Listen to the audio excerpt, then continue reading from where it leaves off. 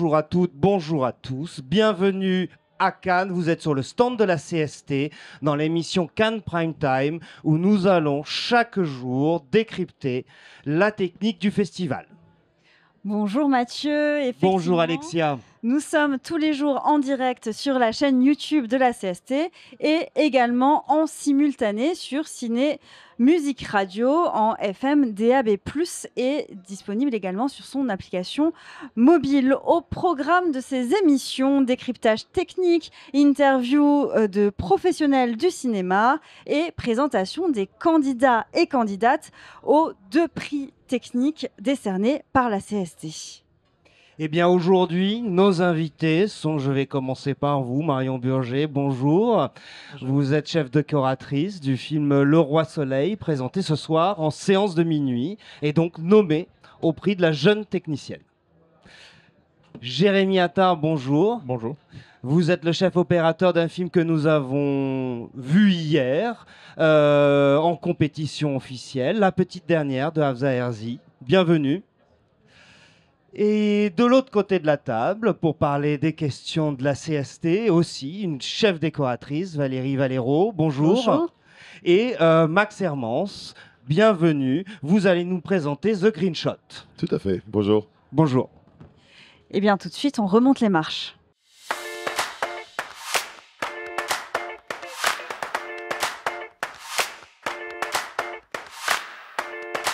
Eh bien, hier, ce sont 2 films qui étaient présentés, qui ont monté les marches. Nous avions un Américain, Eddington, de Harry Astor, et un Français, La Petite Dernière, de Hafsa Herzi. Une Française. Une Française, La Petite Dernière, de Hafsa Herzi, dont Jérémy Attard, vous avez fait la lumière, Oui. le cadre. Vous allez nous raconter un petit peu comment vous avez commencé d'abord à travailler avec Hafsa Herzi, je crois très en amont sur le film. Oui, sur ce film, oui, j'étais là pour les callbacks au casting. Pour peut-être préciser ce que sont les callbacks. Oui, c'est quand les comédiennes sont rappelées après avoir été vues une première fois pour essayer des séquences, des choses. Hafsa avait envie de voir déjà, de filmer ces comédiennes pour voir ce qui se passait à l'image. Voilà. Et elle avait besoin de votre œil éclairé. Oui, mais après avec Hafsa, en fait, on travaille ensemble depuis longtemps, depuis son premier film Tu mérites un amour. Et c'est vrai qu'on a des habitudes de travail et en fait une manière aussi de filmer qui s'est une écriture, on va dire, qui s'est développée de film en film. Et du coup, je pense que ça l'aidait, pour mieux comprendre en fait ce que ces comédiennes, ce que ces personnages allaient être dans ce film. Ouais. Et on peut dire, pour l'avoir vu, j'espère partager cet avis avec vous personne, qu'effectivement le travail et l'émotion qui est dégagée par le jeu des comédiens et des comédiennes est absolument remarquable. Vous pouvez nous dire justement un petit peu sur le plateau comment vous êtes allé filmer? En fait, ce qui est assez spécifique avec Hafsa, c'est qu'on filme à 3 caméras. Et ça, on a fait 3 films ensemble, ça a toujours été comme ça, et c'est un principe assez fort de sa mise en scène. On fait des prises assez longues, et on essaye en fait d'explorer la séquence dans son intégralité pour faire vivre une émotion, pour capter quelque chose de le plus vrai possible avec ces comédiennes. Ouais. Du coup, un aspect assez documentaire qui était recherché au niveau de l'image. Oui, bien sûr. Il y a de ça de film en film. On en parle beaucoup avec Hafsa. Après, ça n'empêche pas, selon les moments, selon les séquences, il y en a beaucoup dans le film, des respirations où on s'éloigne un peu plus du documentaire et on cherche autre chose. Ouais. Oui, on passe d'un filmage porté avec une caméra portée à l'épaule à des plans beaucoup plus où la lumière est beaucoup plus travaillée. Je pense notamment aux plans les plans de nuit où il y a un éclairage particulier sur les visages qui est beaucoup plus cinématographique. Oui, c'est ça. Après, ça se pose pas vraiment dans ces termes, dans le sens où j'essaye pour chaque séquence avec elle de faire la lumière la plus juste. Et c'est vrai qu'il y a des situations qui s'y prêtent mieux, on va dire. Voilà. Ouais. Pour tourner à trois caméras, vous êtes combien en l'équipe caméra? Ouais, alors ouais, c'est ça qui est assez spécifique aussi dans l'équipe, c'est que du coup l'équipe caméra est assez importante. Là, je crois qu'on était 8 personnes à la caméra, donc c'est beaucoup, mais c'est ce qu'il faut pour pouvoir être réactif et tourner normalement en fait, voilà, avec des premiers, seconds pour chaque caméra. Qui fait le point à trois caméras?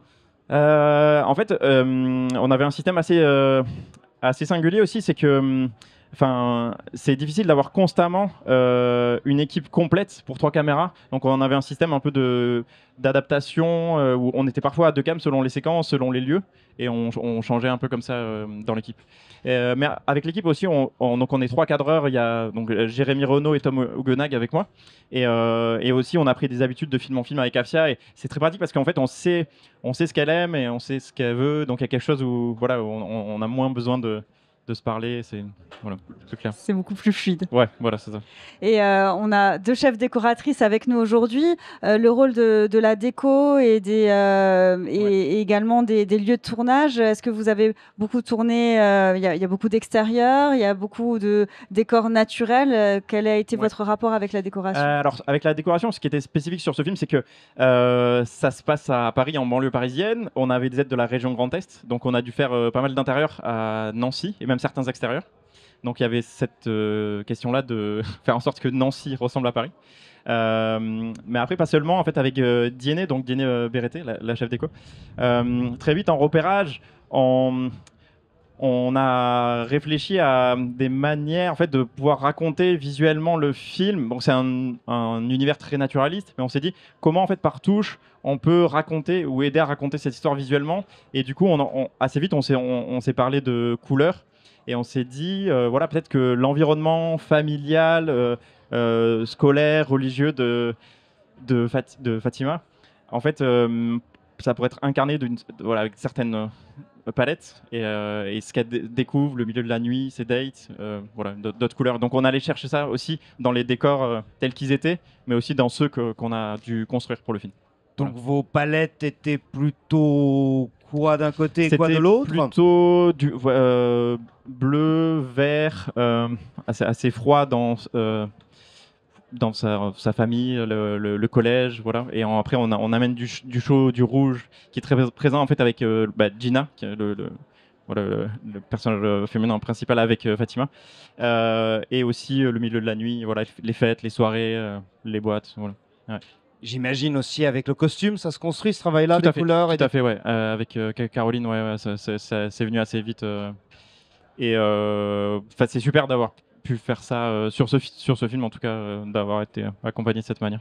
Ouais. Et la collaboration avec le son, il y a beaucoup de sons d'ambiance qui sont très proches du documentaire aussi. On a des bruits de bouche quand elles dînent toutes les deux, Fatima et une de son amie, une de ses amies.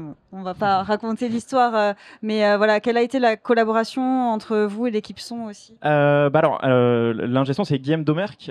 Pareil, on a fait tous les films d'Afia ensemble, donc on a pris des habitudes de travail. Et c'est très précieux parce que le fait de travailler à 3 caméras, c'est très contraignant pour le son.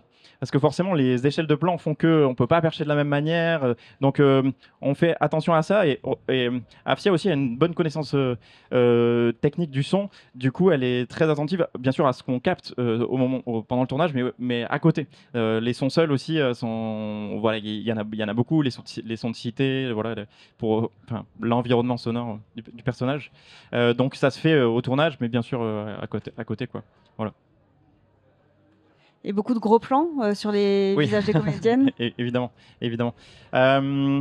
Ouais, en fait, c'est son langage à Afsia. En fait, ça a toujours été comme ça. Et puis, on s'est questionné de la nécessité d'élargir pour spatialiser, pour mieux comprendre les environnements. Mais je pense qu'il y a une logique un peu, comment dire, parfois scolaire, dans le fait d'établir systématiquement les lieux, mais sans lien avec les personnages, et toute l'histoire passe par Fatima. Du coup, il y a quelque chose où tout doit être raconté par elle. Donc en fait, c'est souvent le fait de la suivre qui nous fait comprendre l'espace.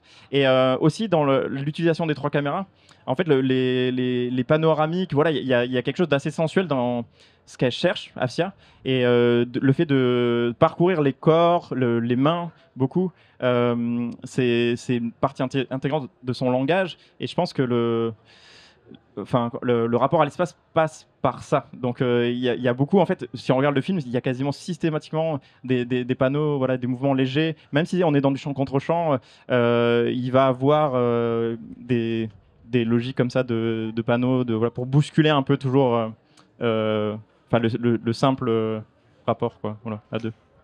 Ouais. Je voudrais juste Oui, poser une Valérie. question. Du coup, si c'est essentiellement des gros plans, à quoi servent les 3 caméras? Après, je sais qu'Afia ne veut pas en parler très spécifiquement parce que c'est à elle, ça lui appartient. Mais il y a quelque chose où on est en recherche, nous, cadreurs, sur le plateau.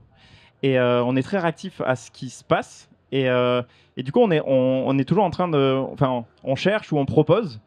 Et du coup, ces 3 caméras apportent beaucoup de rythme et ça dynamise beaucoup, je pense, la mise en scène. Et elle adore ça, c'est ce qu'elle recherche en fait.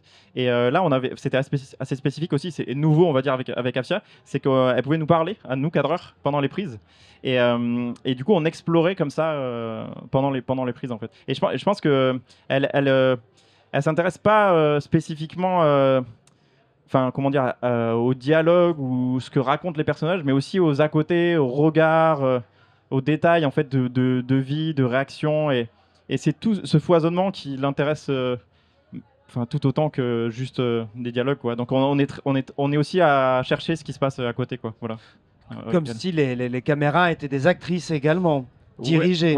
Ouais, c'est ça. C'est vrai, Et réellement sur le plateau. Mais vous disiez c'est sa technique, mais ce serait faux de dire qu'elle hérite aussi de son mentor, celui qui l'avait fait découvrir dans La Graine et le Mulet. Je pense qu'il y a des chiches. Bien sûr, ouais. Il y a des similitudes. Bon, j'ai été cadreur sur Make to My Love, c'est comme ça que j'ai connu Afia. Et du coup, effectivement, on essaye de prendre le meilleur de ce qu'on a vu sur ces plateaux. Et après, elle a vraiment adapté de film en film.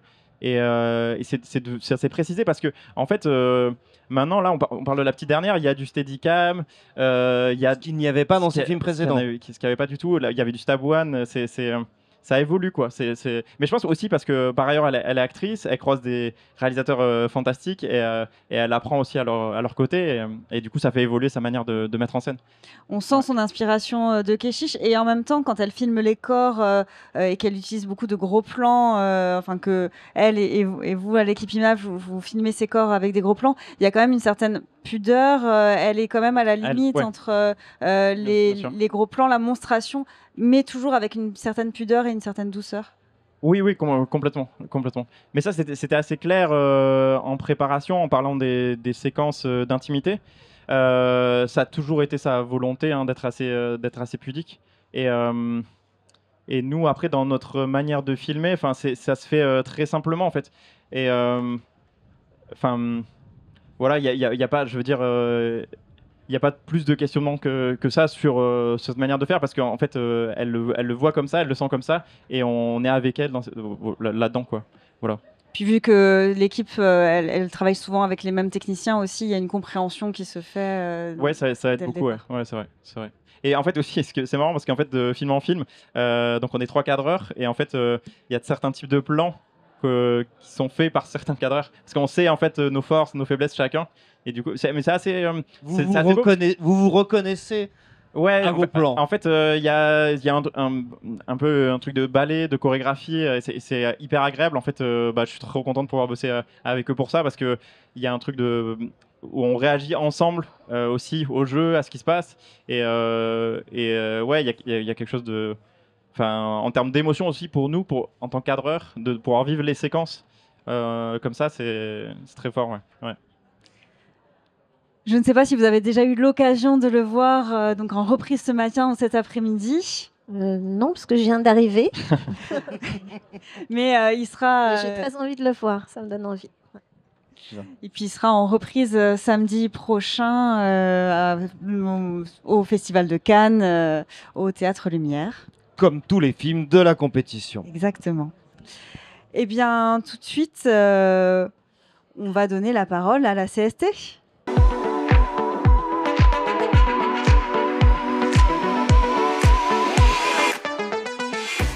Nous sommes toujours en direct sur la chaîne YouTube de la CST et évidemment toujours en simultané sur Ciné Musique Radio. Valérie Valero, vous êtes venue nous parler effectivement d'une recommandation technique qui est peut-être une des plus anciennes à la CST RT 11, et qui concerne les studios, mais qui a aujourd'hui une grande actualité. Alors effectivement, donc la RT11, c'est une recommandation qui est née il y a longtemps, je ne peux pas dire la date exacte, et qui essaye de définir qu'est-ce qu'un studio et qu'est-ce qu'une friche. Et donc on parle de hauteur de grille minimum pour pouvoir travailler pour la lumière, on parle de son. Et du coup, Et beaucoup de déco. Et beaucoup de déco, évidemment. Et là, on a retravaillé cette recommandation avec le département artistique, qui est dont je suis représentante avec William Abello. Qui regroupe donc les décorateurs, les costumiers, oui, voilà. Les costumiers, les maquilleurs et les accessoiristes. Et les accessoiristes. Voilà. Et donc, disons qu'il y avait peu de choses pour les costumes et pour le maquillage. Et elles ont fait un travail énorme de hauteur de table, où doit se mettre la lumière, est-ce qu'il faut de l'eau ou pas. Évidemment, il faut de l'eau pour les maquilleuses. Des choses très simples, mais qui finalement, quand les studios ne sont pas faits par les gens qui travaillent, du coup, ils ne sont pas adaptés. Et donc, là, comme vous savez, le CNC a donné pas mal d'argent pour construire, pour aider ou reconstruire 11 studios. Et donc, nous, on s'est dit, c'est le moment de donner nos recommandations pour faire les meilleurs studios qui soient. Et donc, on est assez contents parce que c'est vrai qu'on s'est battu, les décorateurs en premier lieu, pour garder les studios de Brie-sur-Marne. Et là, il y a plein de studios qui se construisent, donc c'est vraiment super. Donc, pensé par les professionnels, pour les professionnels. Oui. Et l'année dernière, vous étiez venu sur notre plateau du Cannes Technique pour présenter votre travail sur le film Maria. Vous avez reçu, ce film a reçu le prix EcoProd l'an dernier. Est-ce que vous pouvez nous parler du volet d'éco-production que vous avez voulu intégrer au sein de cette recommandation technique?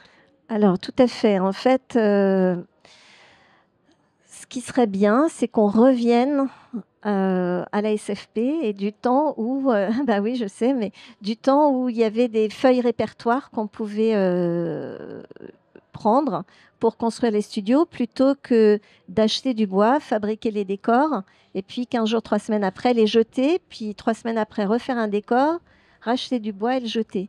Et là, comme on sait maintenant qu'il y a vraiment une pénurie de matières premières, et qu'il faut arrêter de jeter comme ça et voilà, être plus éco-responsable. Donc du coup, il y a plusieurs studios, dont Brie, dont Épinay, dont les studios de la Montjoie, qui commencent à faire des stocks pour les studios du Sud aussi, et qui vont intégrer ces notions d'éco-production. C'est ça, parce que si je ne me trompe pas et je comprends bien, ce que vous appelez les feuilles répertoires, c'est la gestion des stocks qui sont réutilisés. C'est-à-dire qu'en fait, un studio, c'est un certain nombre d'éléments qu'on fait rentrer, donc des bois, des acteurs, du matériel technique. Et effectivement, est-ce que tout doit forcément ressortir dès la fin d'un film? Est-ce que c'est réutilisable ou non? Alors, c'est un peu technique, mais je vais essayer de vous expliquer. En fait, quand vous prenez une feuille, donc nous, nos décors, c'est fait avec des feuilles en bois sur lesquelles on applique des matières, comme si on veut faire un faux marbre, du béton, etc. Et le problème, c'est qu'une fois que la matière est appliquée sur la feuille, on ne peut pas trop récupérer la feuille. Parce que si on veut faire un autre décor avec une surface lisse, et qu'on a mis... voilà. Et donc, avec le groupe Éco-Déco Ciné, donc qui est un collectif de décorateurs, on a réfléchi à des méthodes pour ne plus gâcher la matière première, donc appliquer une espèce de peau sur les feuilles et pouvoir du coup enlever cette peau et récupérer les feuilles. Mais il y a aussi tout un travail sur la gestion de l'eau, sur les déchets. En fait, un film éco-responsable, c'est le film qui produira le moins de déchets possible. L'eau est très importante pour les peintres, c'est ça? Pour les peintres et puis pour nous tous. Hein.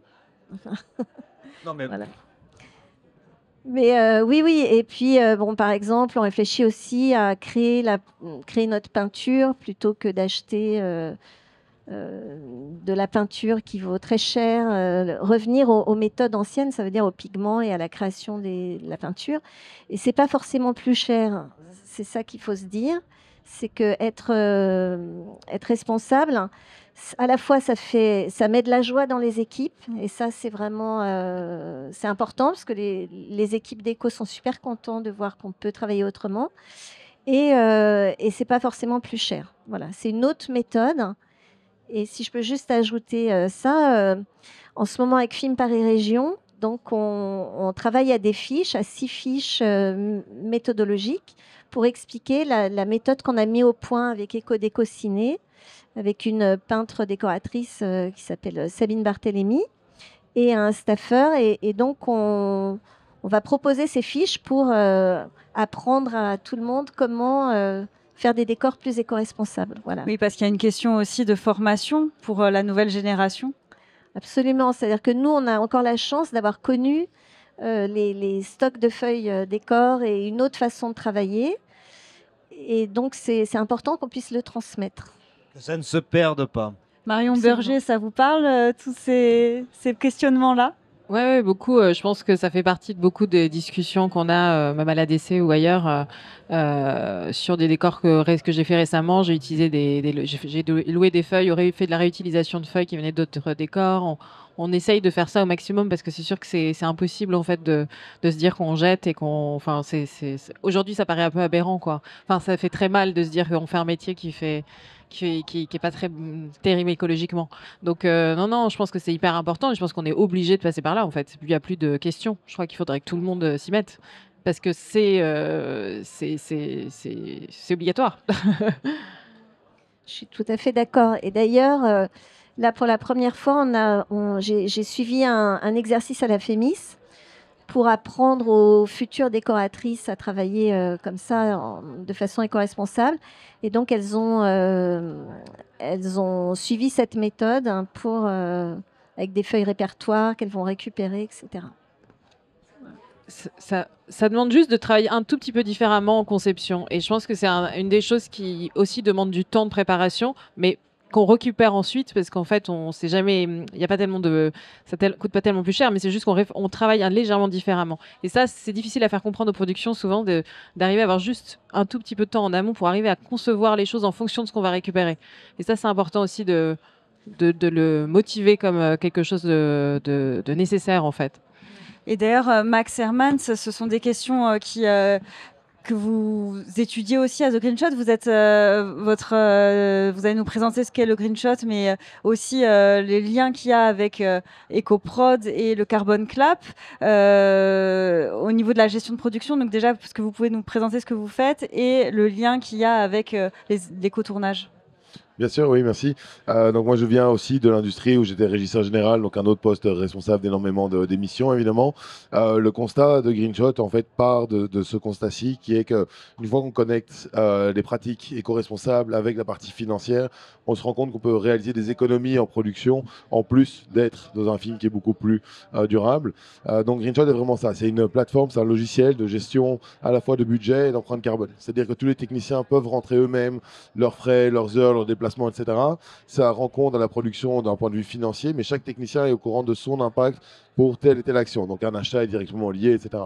La partie où on voulait vraiment impliquer les techniciens, c'est parce qu'on pense qu'au-delà des rapports que les productions doivent faire, le fait que les techniciens soient au courant non seulement de leur impact, mais aussi des solutions possibles. Donc en déco, par exemple, si on va tourner dans une ville qu'on ne connaît rien, de savoir où est-ce que je peux sourcer différents matériaux, où est-ce que je peux disposer de mes matériaux. On n'a jamais le temps de faire ces recherches-là, et là on donne ces outils-là.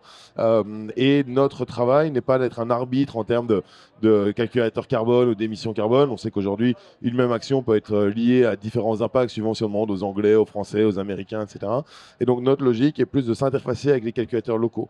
Donc par exemple, on a une interface exclusive en France avec le Carbon Clap, donc par EcoProd, et donc toutes les données qui rentrent chez nous sont automatiquement processées dans le calculateur d'EcoProd et la donnée est renvoyée aux techniciens ou aux producteurs. On a la même chose pour l'Angleterre, pour les États-Unis, etc. Et donc c'est ça vraiment la base de GreenShot.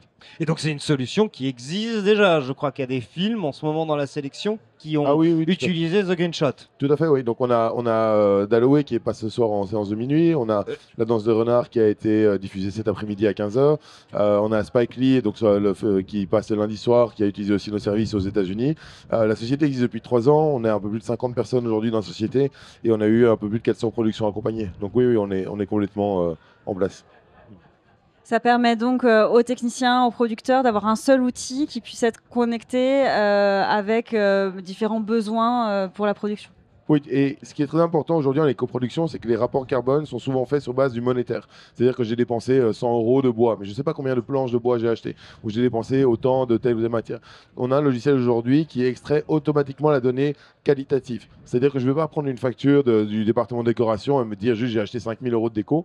On va regarder chaque ligne de cette facture et dire vous avez acheté 10 planches de bois, vous avez acheté X pots de peinture, etc. Et comme ça, on a vraiment du qualitatif sur l'impact du film. Et on peut aussi donner en sortie, disant vous allez disposer de 100 planches de bois ou de 100 feuilles d'éco, etc. Et qu'est-ce que vous allez en faire après? Valérie, vous voulez réagir? Oui, je voulais demander, par exemple, si on loue des feuilles à décor, qu'on les utilise et qu'ensuite on les rend. Est-ce que vous avez une ligne dans votre Oui, donc chaque matériel a différentes manières d'être catégorisé. Donc ça peut être donné, prêté, loué.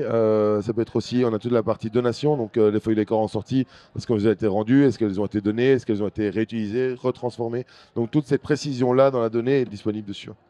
Et du coup, c'est aux équipes d'éco de remplir ça parce qu'on a déjà tellement de... Non, ça évidemment, on connaît bien les réalités du plateau et le temps que chacun a. Nous, on parle beaucoup de la comptabilité. Donc, on est beaucoup en lien avec l'administration de production. Ou par exemple, dans l'exemple d'une location, on va voir sur la facture que c'est une location. Donc, c'est comme ça qu'on va réussir à sortir ces données-là. Sur les données qualitatives, par exemple, de donation, de réemploi, etc., là, on a besoin de la formation humaine parce que c'est pas dans la comptabilité. Et là, on pourrait demander aux chefs d'éco, aux premiers assistants d'éco, tiens, qu'est-ce que vous avez fait de telle ou telle matière, ouais. En fait, pour rebondir sur ce que disait Marion, c'est vrai que travailler de façon éco-responsable, moi, ce que j'ai remarqué, c'est qu'on fait des économies sur la matière, mais pas forcément sur les salaires. Mais l'un dans l'autre, on s'y retrouve. Ça ne coûte pas plus cher. Et c'est quand même mieux de mettre l'argent dans les salaires que dans la matière première qu'on va jeter après. Ah, ça ressemble à un monde idéal. Eh bien, oui.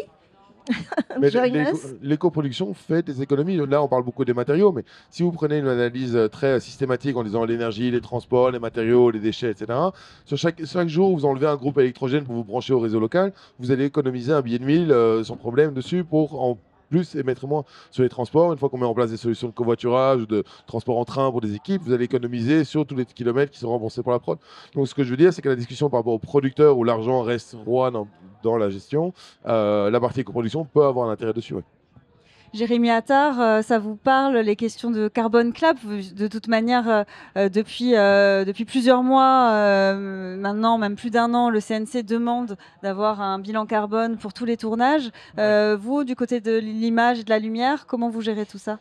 Ouais, je pense que c'est pas mal la question des groupes et aussi des types de sources qu'on utilise en lumière. Après, on passe de plus en plus en LED et sur des solutions batterie. C'est vrai que moi, j'ai souvent fait des projets assez légers. Et du coup, par exemple, sur le film d'Afsière, on n'a pas de groupe, on a des sources LED quasi exclusivement. Du coup, en tout cas, côté lumière, ça se joue à ce niveau-là. Après, je pense que bon, il y a des problèmes aussi avec les batteries. En fait, c'est pas une solution non plus. Bref, sur le long terme, ça pose problème aussi. Mais voilà, en tout cas, ça se joue un peu de ce côté-là, je pense, pour moi, ce qu'on cherche à. Je ne sais pas ce que vous faites, vous, en relation avec les équipes images, spécifiquement, avec Green. Sur les équipes images, on va beaucoup discuter, notamment sur l'énergie et sur la lumière, sur les deux points principaux. On a encore des films de temps en temps qui tournent en pellicule aussi, donc il y a toute la question du traitement, du transport de ces pellicules, plutôt d'en avoir un tous les jours, est-ce qu'on peut se permettre d'avoir un tous les X jours. Donc oui, ça, ce sont surtout les discussions avec le matériel image. Ouais. Ok, d'accord, merci. En fait, pour la lumière, il y a aussi l'envoi des rushs. Quand c'est des rushs en 8K ou 4K, le fait de les stocker, de les envoyer, c'est surtout ça qui est quasiment plus lourd. Oui, nous, par exemple, à ce niveau-là, il y a la question du RAW qui s'est posée avec la post-production. Parce que c'est très lourd en termes de disques. Voilà, et comme on a 3 caméras, voilà, ça devient tout de suite énorme. Donc on a très vite éliminé le RAW. Alors Et juste pour nos auditeurs qui sont pas forcément techniciens, le RAW c'est un format de fichier qui est d'enregistrement, voilà, de fichiers bruts, voilà, donc qui pèse Qui est très très lourd lourd. sur les disques durs. En Qui est gros. l'équivalent de votre pellicule finalement, Ouais, si on c'est faisait ça. une comparaison. C'est ça, c'est ça. Et du coup, le film là est tourné déjà un peu compressé pour alléger tout ça. Et en fait, il y a des discussions qui se font, très techniques avec des étalonneurs ou des labos sur la différence entre RAW et des formats un peu compressés. Et en réalité, dans la plupart de nos utilisations, c'est pas forcément nécessaire d'aller vers le RAW, mais il y a cette idée, en tout cas. Dans nos métiers, que c'est indispensable de faire du RAW, voilà. En réalité, après c'est des débats, hein, mais je pense que c'est pas toujours nécessaire, ouais. Que ça peut permettre d'économiser quand même pas mal de place et tout. Ouais, voilà. Ouais, c'est l'expérience métier aussi, c'est que le fait d'être en RAW permet de se couvrir, entre guillemets, Voilà, c'est c'est pour ça. ça comme problème. Ouais, Sur les complètement. groupes, c'est ce qu'on voit aussi. On voit des chefs électro qui prennent des groupes à 400 kW et puis on Ouais. leur sort qu'en fait, ils n'ont jamais utilisé plus de 60% de la puissance. Et Voilà. donc, c'est aussi de la dépense pour la prod. Mais c'est toujours j'en ai besoin si jamais. Et donc, c'est dans cette optique-là qu'on intervient aussi.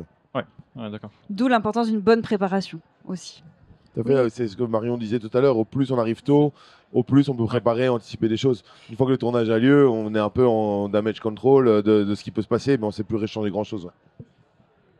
Ouais. Eh bien, vous êtes toujours sur Ciné Musique Radio, sur la FM DAB+, et puis sur le YouTube de la CST. C'est maintenant la petite interview.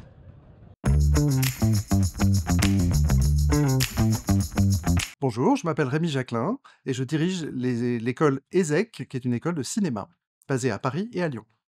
Alors, mon premier festival de Cannes est en 1990, et oui, et c'était l'année où Sailor et Lula a été Palme d'Or. C'était une année où j'ai pu profiter à fond, étant tout juste arrivé au sein de la Gaumont. Et j'ai pu profiter à fond des charmes du festival en allant voir énormément de films, en gros 4 à 5 en moyenne par jour. Nous, on avait en salle à ce moment-là le film Nikita, donc on avait une grosse actualité de programmation aussi. Mais c'était très intéressant de pouvoir ménager les deux, rencontrer les exploitants, etc. C'était un festival absolument exceptionnel pour moi. Alors, quelques années plus tard, toujours à la Gaumont, en 1997, nous avons eu la chance d'avoir le film Le Cinquième élément à Cannes. Et non seulement la soirée était mémorable, mais pour moi, qui à ce moment-là, je m'occupais des ventes internationales, travailler sur Le Cinquième élément a été une expérience, je dois dire, assez exceptionnelle pour à la fois la qualité du film, la qualité des sorties en salle qu'on a réussi à mettre en place avec tous nos distributeurs dans le monde entier. C'était aussi une très, très jolie expérience et un très, très beau moment. Alors pour moi, les prix de la CST, et en particulier celui pour lequel je suis là, qui est le prix de la jeune technicienne, sont des prix extrêmement importants. Comme vous avez compris, je m'occupe d'une école de cinéma aujourd'hui, et la formation et surtout le fait de pouvoir accompagner des jeunes talents, des jeunes techniciens vers des métiers et des responsabilités importantes, c'est quelque chose qui me semble essentiel. Donc les prix de la CST récompensent le travail des techniciens. Je pense qu'on n'en parle peut-être pas suffisamment d'ailleurs pendant le festival. Mais ça me semble absolument essentiel. Donc je suis extrêmement fier et heureux de pouvoir participer à ce jury et à toutes ces nominations pour les meilleurs prix de la CST. Et ce soir sur les marches,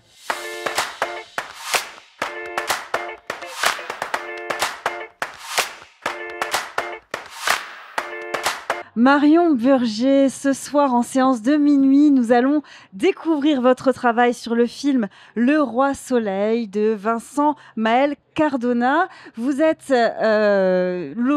partie des candidates au prix de la jeune technicienne, mais ce n'est pas la première fois, c'est votre deuxième fois en compétition à ce prix-là. Est-ce que vous pouvez nous parler déjà de votre première expérience et de ce que ça vous a apporté de pouvoir être parmi les candidates à ce prix de la jeune technicienne? Déjà, merci de m'avoir invitée. Je pense que le prix de la jeune technicienne, c'était assez inattendu pour moi parce que je n'en avais jamais entendu parler. Et pourtant, il existait déjà depuis 1 an ou 2, je crois, quand j'ai été nommée. Donc, il y avait une histoire d'âge beaucoup. Et là, je me suis rendu compte qu'effectivement, on n'était peut-être pas très nombreuses à être chef de poste à un certain âge. Et donc j'ai été hyper étonnée et ravie que ça existe et voilà mais sans me dire que c'était pas forcément dû à mon travail, mais plus à mon âge. Donc du coup, je me disais bon, c'est qu'il y a un truc à célébrer ou en tout cas à défendre. Et donc je me suis sentie une responsabilité, en tout cas, de représenter quelque chose, de me dire c'est important du coup de donner envie et de donner une image, en tout cas, d'une jeunesse féminine aussi beaucoup dans nos métiers et que c'est vrai. Qu'effectivement, moi, quand je me suis pas projetée enfant en étant chef d'éco, j'ai jamais pensé à ce métier, je savais même pas qu'il existait.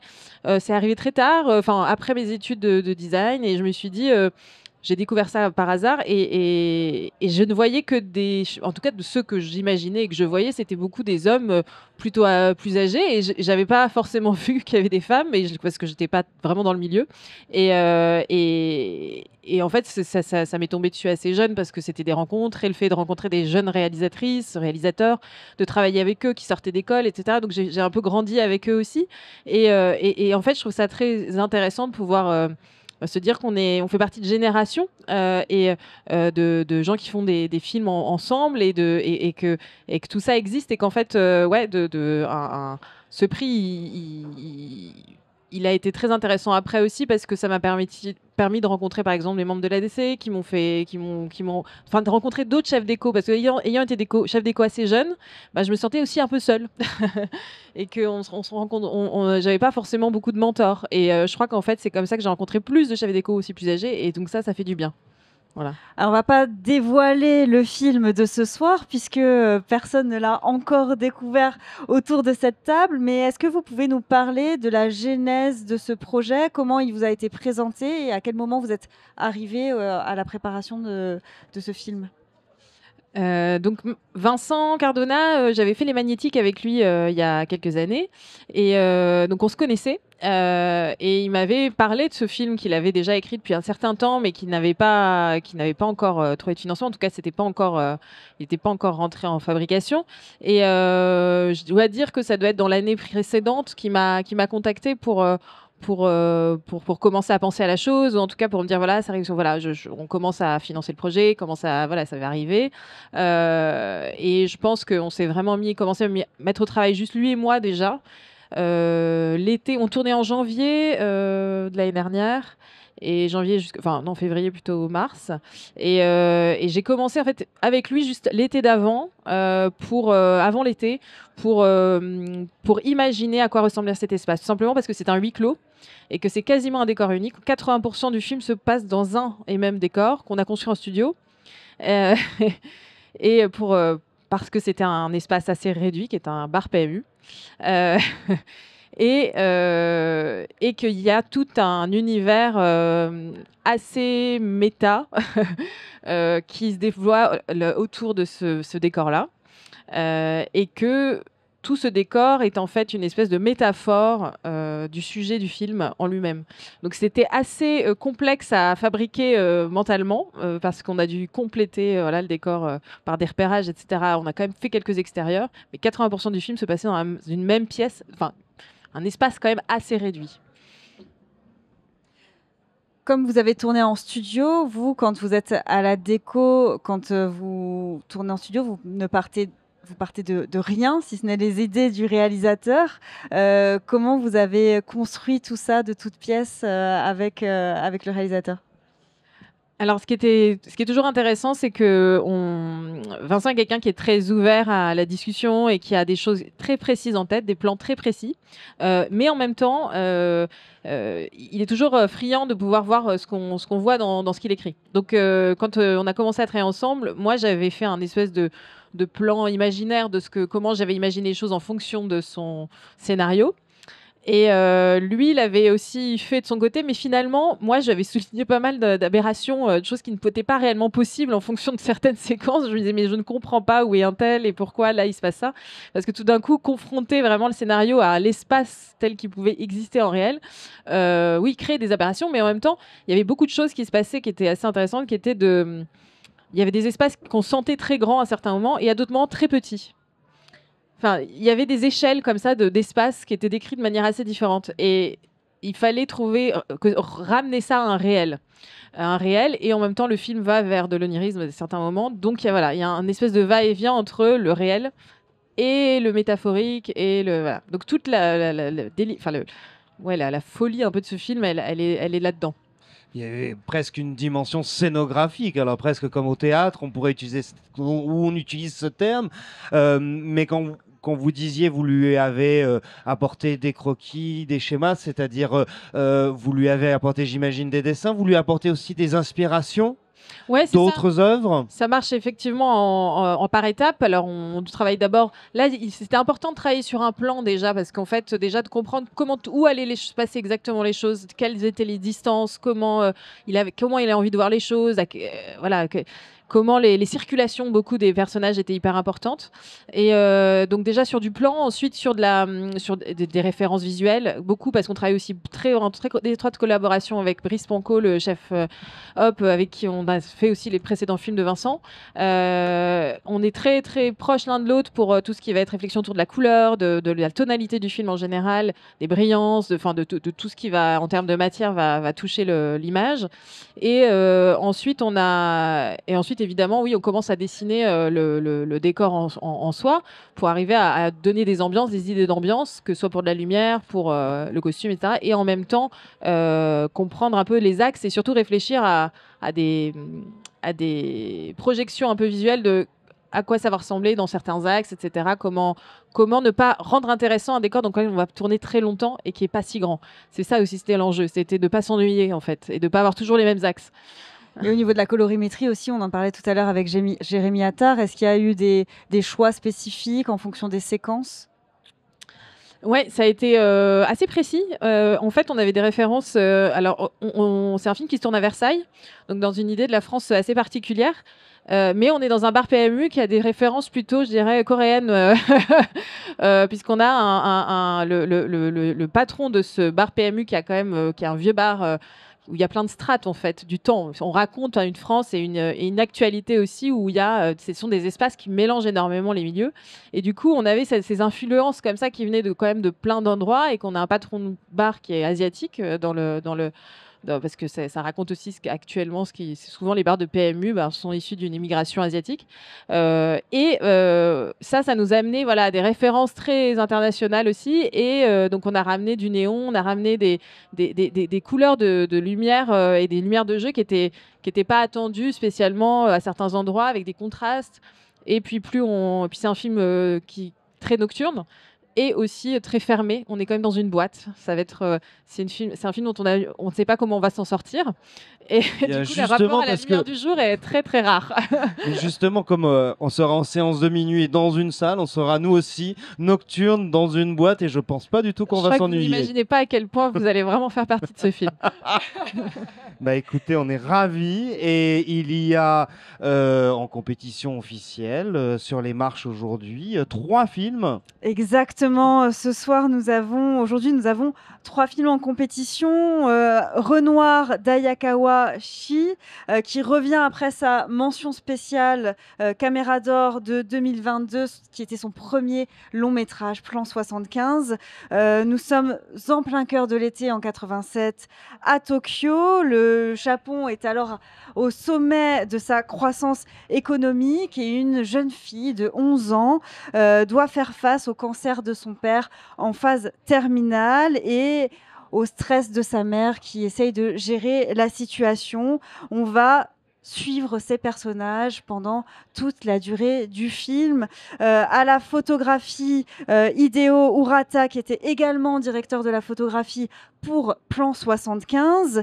Au montage, Anne Klotz, qui présentait La loi du marché de Stéphane Brisé en 2015, prix d'interprétation masculine pour Vincent Lindon. Et puis demain, nous aurons le privilège de recevoir Philippe Grivel sur ce plateau, qui a travaillé sur le son du film. C'est un habitué du festival, puisqu'il avait déjà travaillé avec la réalisatrice pour Plan 75, mais également sur d'autres films présentés à Cannes, comme The Shameless de Konstantin Bojanov, dans la sélection Un certain regard. Autre film aujourd'hui, Nouvelle Vague de Richard Linklater. Cette fois, une fois n'est pas coutume, il faut que je lise le synopsis parce que il est en soi un film. Ceci est l'histoire de Godard tournant à bout de souffle, racontant dans le style et l'esprit de Godard tournant à bout de souffle. C'est, je pense, déjà très tentant, très attirant. Nous serons donc attentifs à ce film qui est composé d'une équipe technique quasiment exclusivement française. On peut nommer donc Elsa Capu, qui est l'habilleuse du film et qui avait été dans l'habilleuse du film de Anneke Palme d'Or en 2012, Amour. Le directeur de la photo, David Chambil, membre de l'AFC, qui présentait France de Bruno Dumont il y a 3 ans. Et au montage, Catherine Schwartz, la monteuse de Gaël Morel, qui était en Cannes Prime Time l'année dernière pour Vivre, Mourir, Renaître. Et que nous aurons également le bonheur d'accueillir demain sur notre plateau. C'est aussi le retour de Lim Ramsey à Cannes pour notre plus grand plaisir. Elle va présenter le film Die My Love. Elle revient après A Beautiful Day en 2007 et puis We Need to Talk About Kevin en 2011. Elle nous parlera de l'histoire d'une femme qui se bat contre ses démons dans la campagne française. Elle a avec elle une équipe fidèle. Le directeur de la photographie de l'ASC, Seamus McGarvey, avait déjà travaillé avec elle pour We Need to Talk About Kevin. Et au montage, Tony Froschhammer, qui avait également travaillé sur A Beautiful Day en 2017. Eh bien, nous nous retrouverons donc dès demain jusqu'à la fin du festival. Merci d'être avec nous, d'avoir été avec nous aujourd'hui. Merci beaucoup. Merci beaucoup. Merci. Et quant à nous, on vous dit rendez-vous demain et d'ici là, bon festival à toutes et à tous. Au revoir.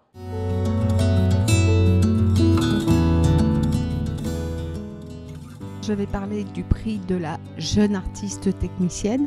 Moi, je pense que c'est un prix qui a une très grande importance parce qu'il faut continuer de mettre un coup de projecteur sur les jeunes femmes qui sont chefs de poste parce que c'est très très difficile. Il y en a très peu et il faut absolument les encourager, les mettre en lumière parce que nous sommes dans un métier encore trop essentiellement masculin et il faut encourager la jeune génération. Moi je dirais que c'est une lumière sur les gens qui font les films, vraiment, et sans lesquels on ne ferait pas de film.